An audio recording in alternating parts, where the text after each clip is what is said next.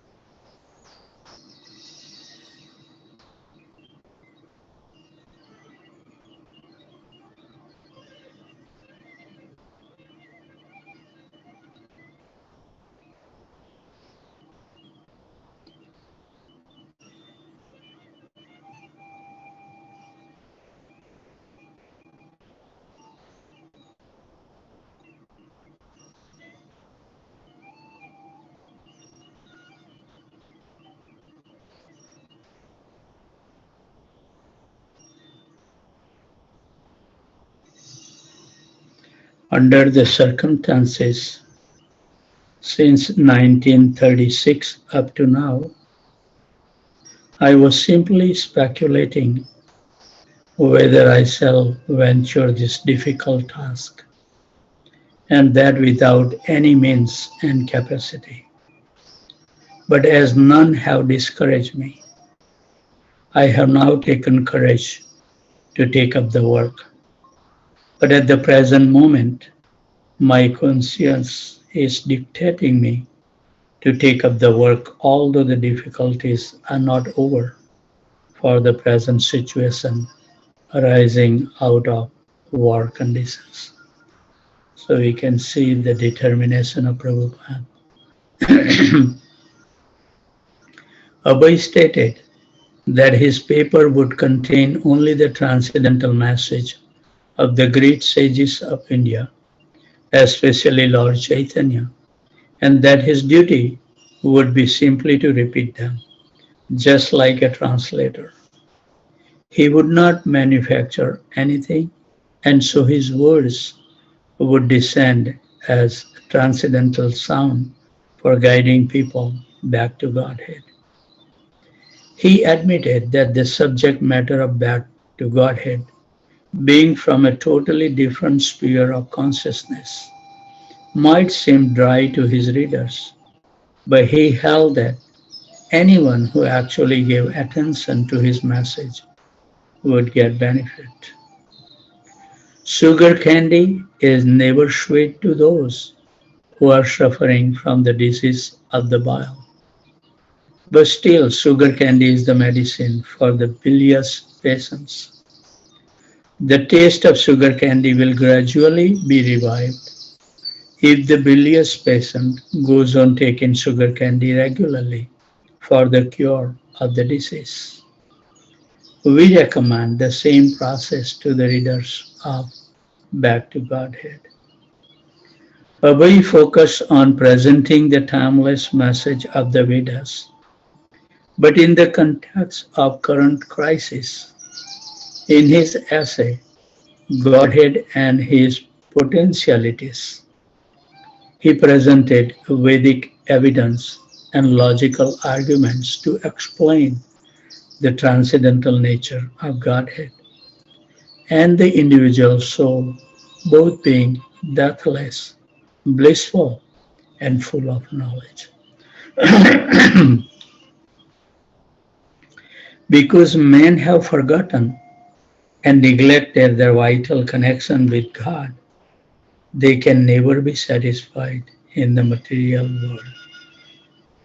Haribol. I will read this sentence again. Because men have forgotten and neglected their vital connection with God, they can never be satisfied in the material world, which is temporary and beset with unavoidable miseries. As spiritual souls, everyone is eternal by nature, and therefore everyone tries to avoid the onslaught of distress and dangers, which come one after another. But the material body is meant for suffering and ultimately for destruction.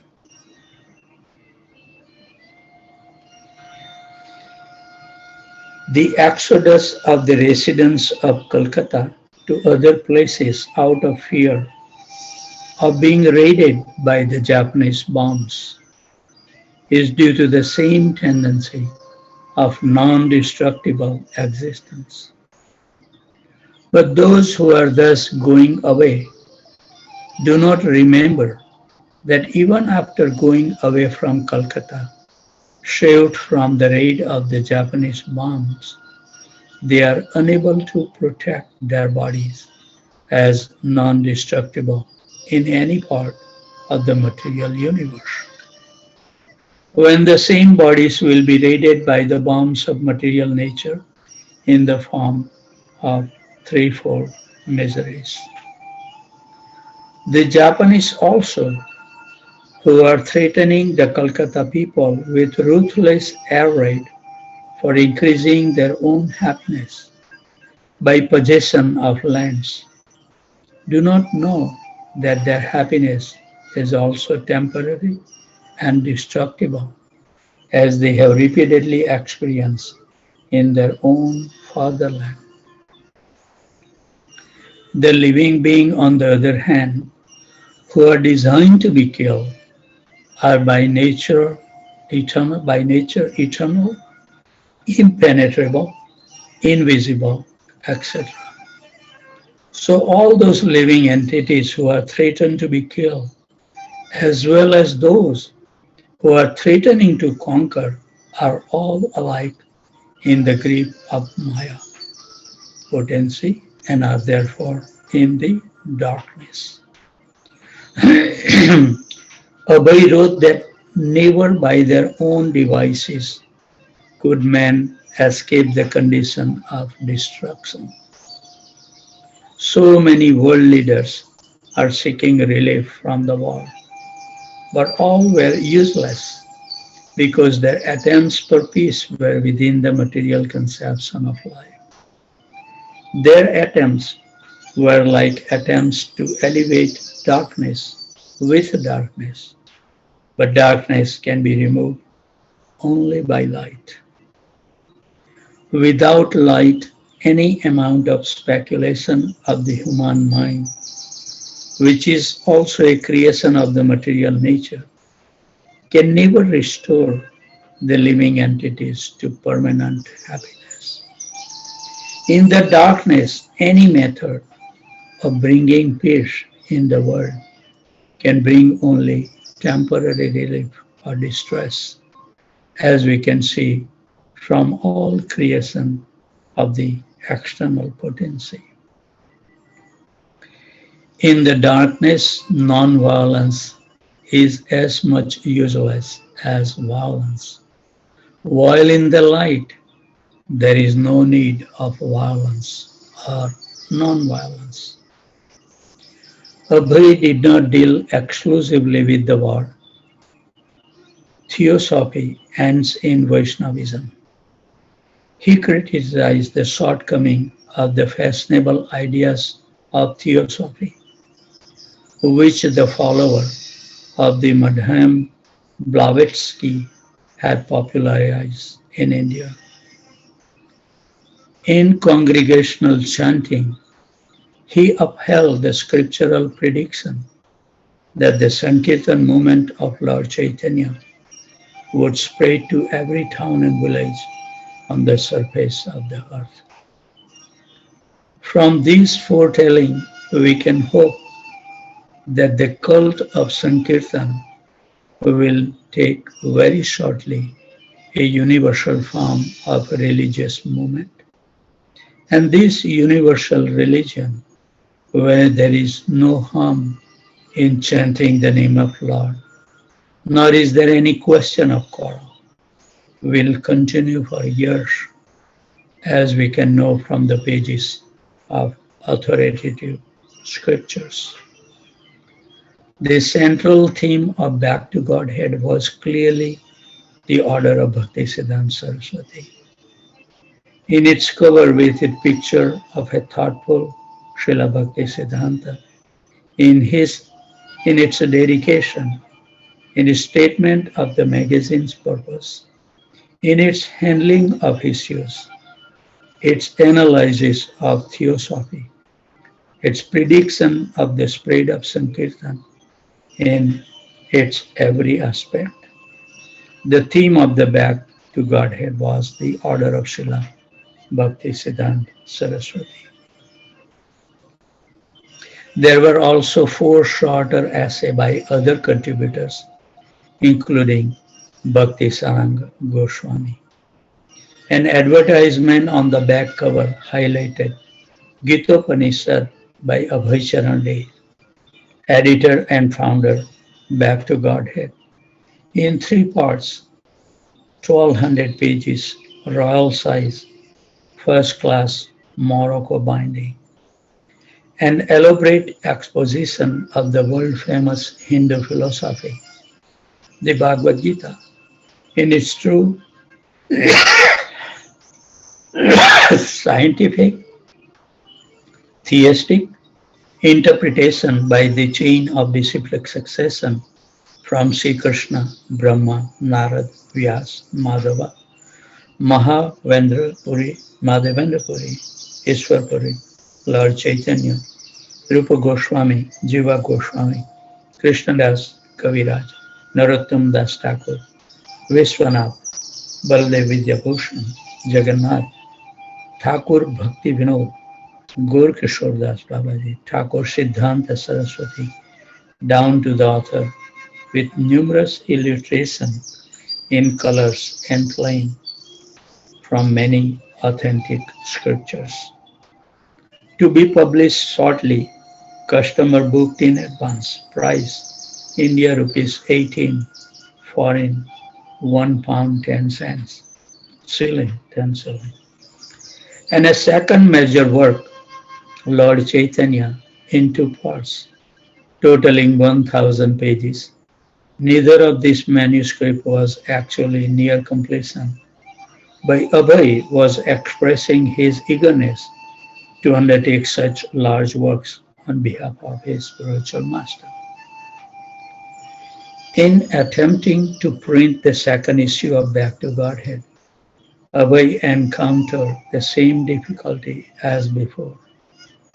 Twice he requested permission to purchase newsprint, and twice the government denied his request. Paper was restricted on account of the war. On July 10, 1944, Abhay wrote a third letter. With due respect, I beg to submit that under the instruction of His Divine Grace, Sri Srimad Bhaktisiddhanta Saraswati Maharaj, the spiritual head of the Gaudiya Vaishnavas, I had to start a paper under the caption Back to Godhead. The very name will suggest the intention of starting such a paper in the midst of heavy turmoil through which the world is now passing. A copy of the same booklet is sent herewith for your kind perusal. In that booklet, you shall find strong world opinions, even by many reputed politicians all over the world, in favor of such a movement to bring back the world into sanity by training the mind and educating human nature for the unshaking spiritual plane, considered to be the supreme need of humankind.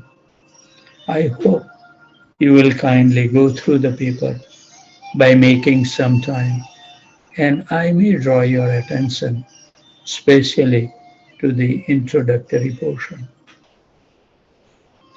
Abhay also remarked that the editorial board of Back to Godhead felt that there was not so much a scarcity of paper as a scarcity of education. Taking the opportunity to preach, Abhay explained that although the ultimate supplier was the personality of Godhead, godless men consider themselves the proprietor of all things.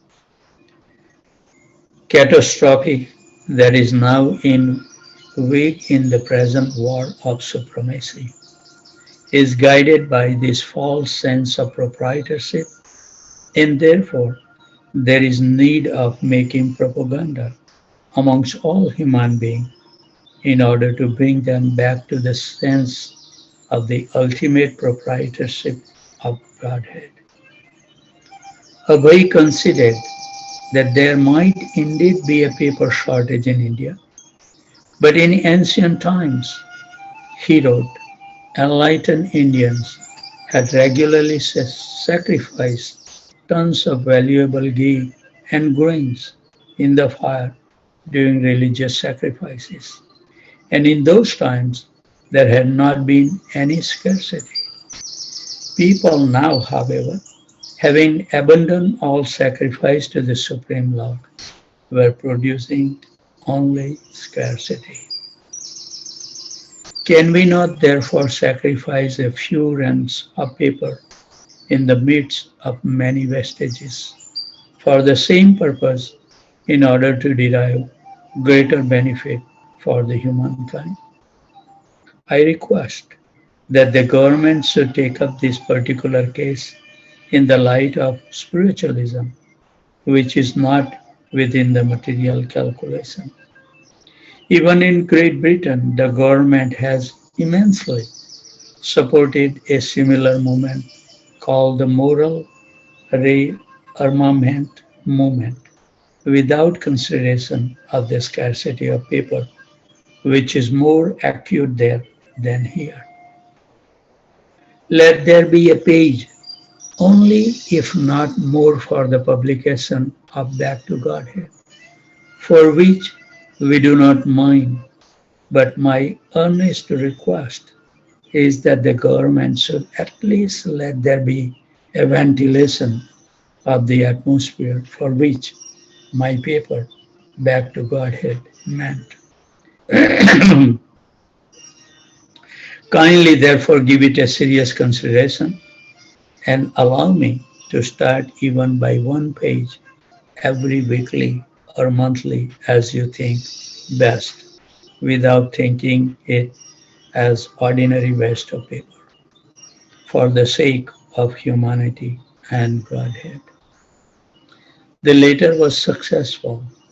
Now, with veiled sarcasm, he headlined his second issue, thanks to the government of India.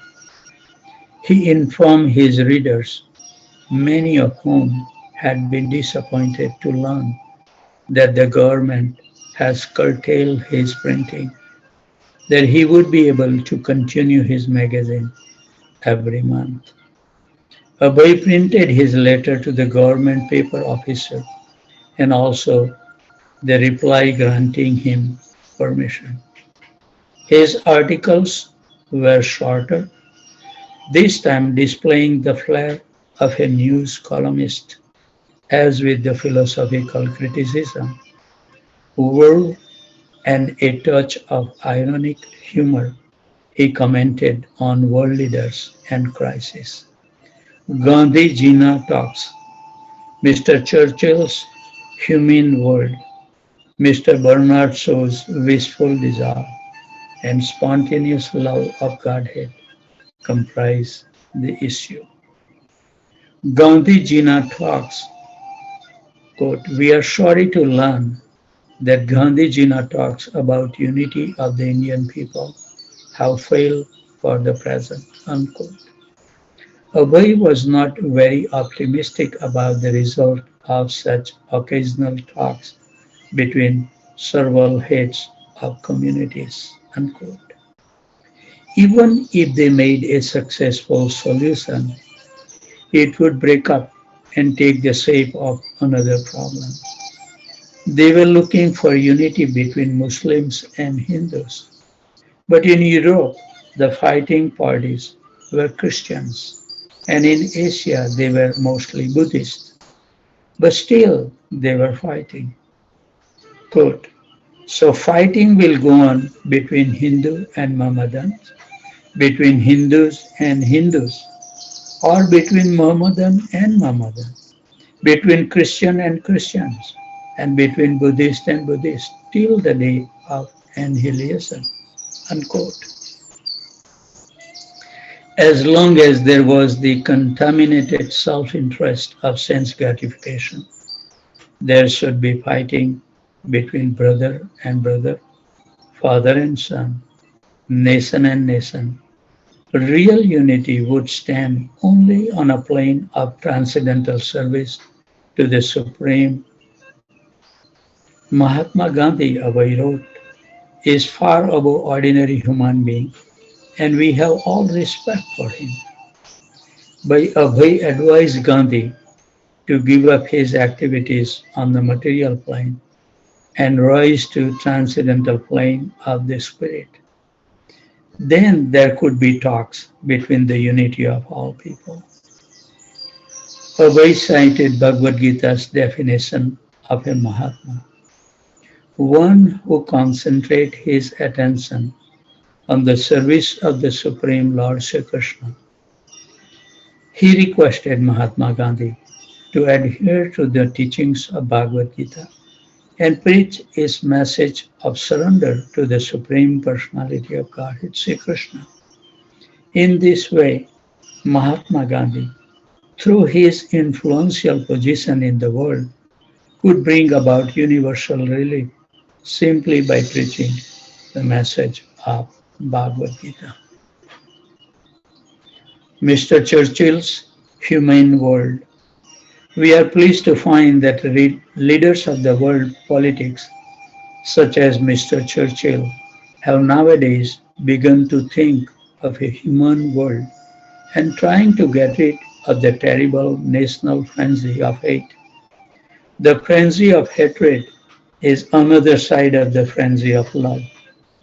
The frenzy of love of Hitler's own countrymen has produced the concomitant frenzy of hatred for others, and the present war is the result of such dual side of frenzy called love and hatred. So when we wish to get rid of frenzy of hate, we must be prepared to get rid of the frenzy of so-called love. This position of equilibrium, free from the love and hatred, is attained only when men are sufficiently educated. Until men were educated to see the soul within the body, the dual frenzy of love and hate would continue, and a human world would not be possible. This introspection, Abhay concluded, quote, is easily attained by the service of Godhead. So Mr. Churchill's human world implies that we must go back to Godhead. Mr. Bernard Shaw's wishful desire.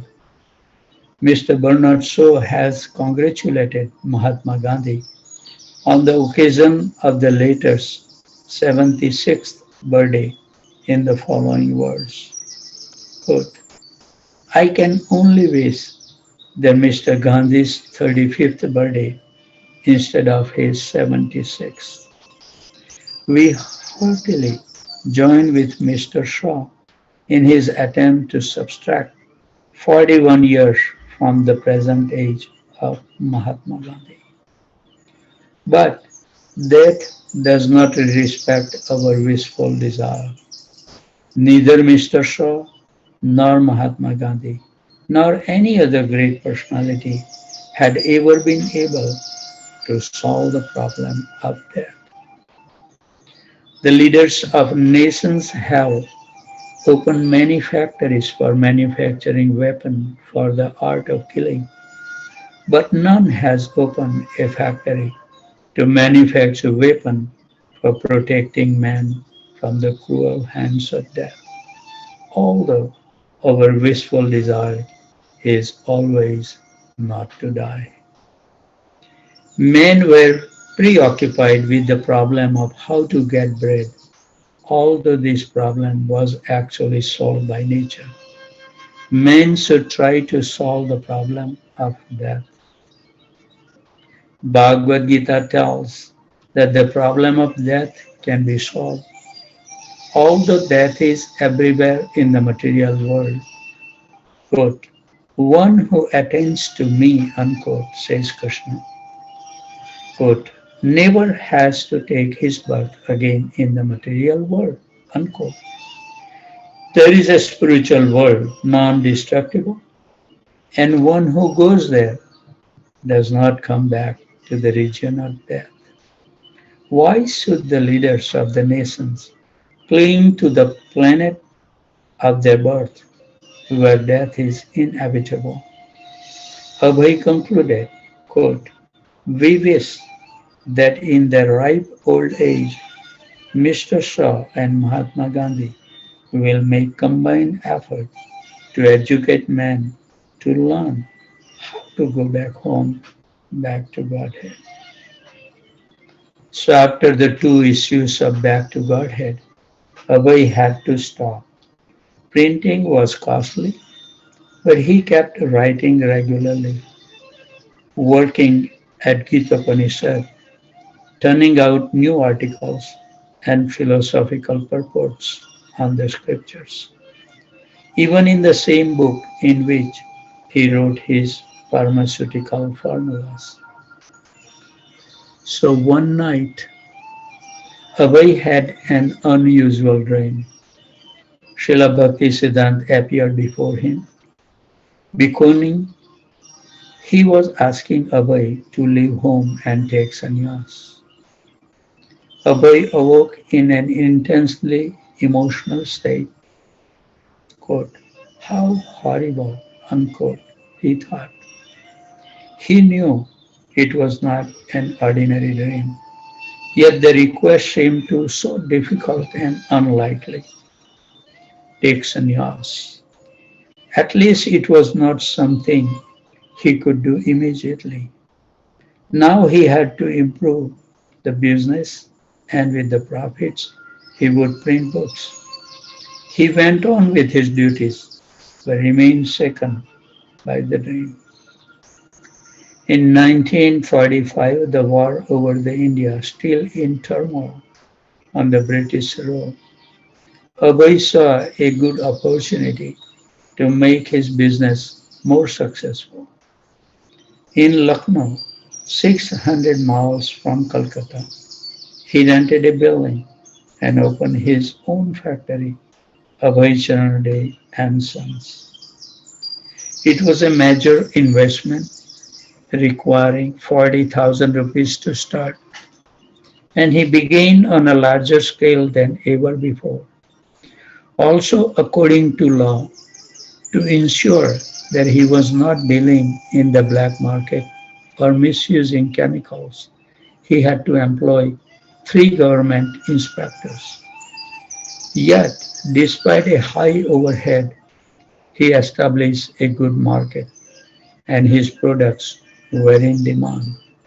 He closed his small operation in Calcutta and concentrated on the Lucknow business.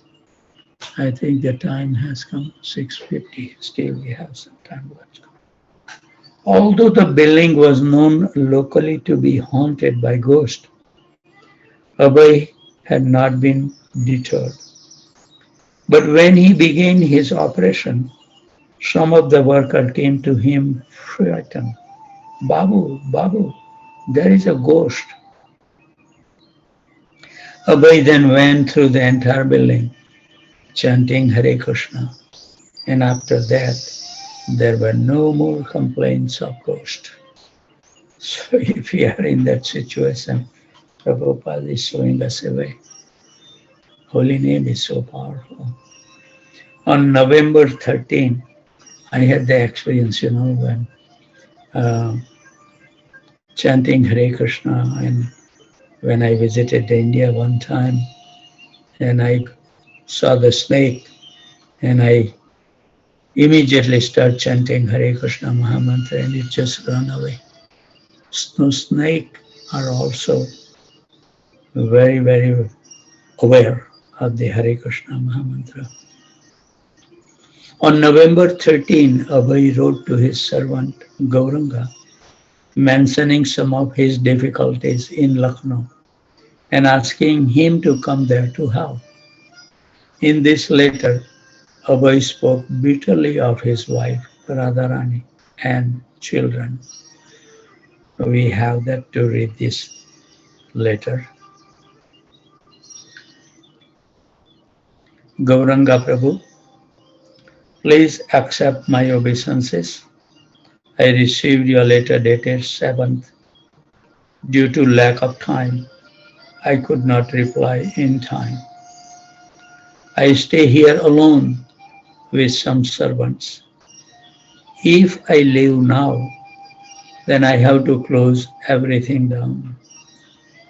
Due to my leaving once and closing the business, I have lost about 10,000 rupees, and the goodwill has also been affected, and my enemies have increased.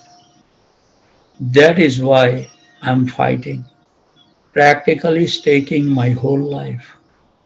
I'm staying here all alone in the middle of so many difficulties, not for nothing. That's why I was writing to you repeatedly to come here. As soon as you receive this letter, show it to Dubra. Take at least 10 rupees from him and come here. When you come here, I will make arrangement to send money to your home. What's the point in holding you back with an excuse that there is no servant or maidservant? I tried to show them enough by keeping servant, maidservant, and cooks. But up until today, they have not become attached to devotional service. So I'm no more interested about those affairs. When you come here, then I'll go to Kolkata. If I see that they are interested about devotional service, then only will I maintain my establishment there. Otherwise, I will not maintain them anymore. Bring a quilt for me. Yours, Abhay. So I think we should stop the devotees who has to go for the work. Before they go, we would like to offer our humble obeisances at the desk of their feet for taking the austerity to join every morning, despite it's not that easy maintaining the family, so many other responsibility, but still they get up and chant in the morning. So we are very grateful for them. And those devotees who are lucky enough to stay on for another hour or so, we can continue chanting.